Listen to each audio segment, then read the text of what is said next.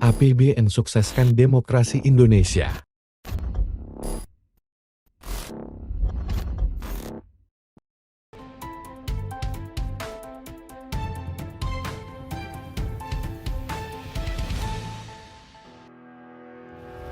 Pemilihan umum serentak tahun 2024 sudah di depan mata.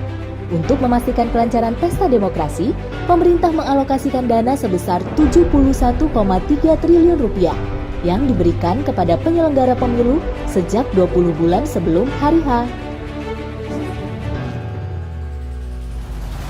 Pemilu serentak berpotensi mengungkit perekonomian melalui peningkatan pertumbuhan konsumsi di level masyarakat sejalan pengeluaran calon legislatif maupun eksekutif yang meroket di masa pemilu. Bisnis dari sektor periklanan, percetakan, media, transportasi, logistik, makanan minuman, dan garmen tekstil berpeluang melonjak. Sehingga kita melihat memang dampak multipliernya terhadap perekonomian ini cukup besar. Jadi beberapa estimasi itu menunjukkan bahkan mencapai 1% dari PDB Indonesia atau mungkin kisaran 300-an triliun rupiah.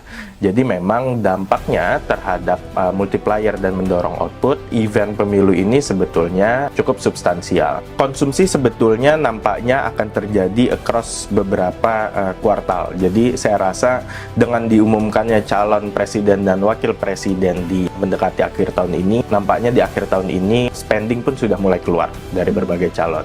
Ini pun akan terus berlanjut hingga kuartal 1 2024. Dan mungkin yang perlu kita highlight juga di tahun depan, periode musiman seperti Lebaran dan Ramadan itu akan terjadi di kisaran transisi antara kuartal 1 dan kuartal 2. Jadi saya duga kira-kira kita akan memiliki daya ungkit yang cukup panjang sebetulnya dari akhir tahun ini hingga mendekati awal kuartal 2 tahun 2024 nanti.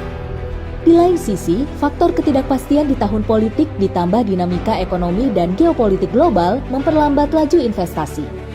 Investasi sebetulnya kita sudah melihat polanya dari pertengahan tahun 2023 ini relatif stagnan.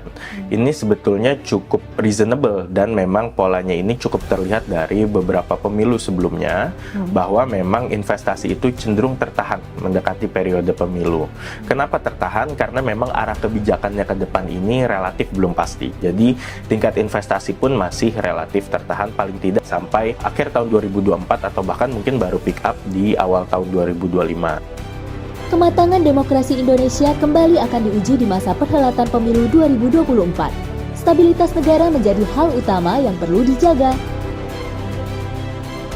Stabilitas apa saja yang perlu diperhatikan? Satu, pertumbuhan ekonomi tetap harus dijaga. Kedua, belakangan kita mengalami tekanan inflasi dari harga pangan. Ini pun tetap harus dijaga agar jangan sampai kemudian memasuki periode transisi ini kita menghadapi lagi isu naiknya inflasi. Jadi ini perlu diperhatikan agar daya beli masyarakat tetap terjaga.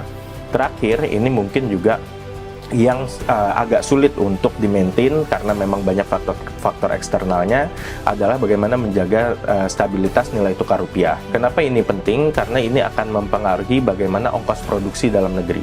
Jadi kalau pemerintah kemudian bisa menjaga berbagai stabilitas, terutama di sektor real, saya rasa ini menjadi modal yang cukup baik untuk kita menghadapi periode transisi di tahun 2024 nanti.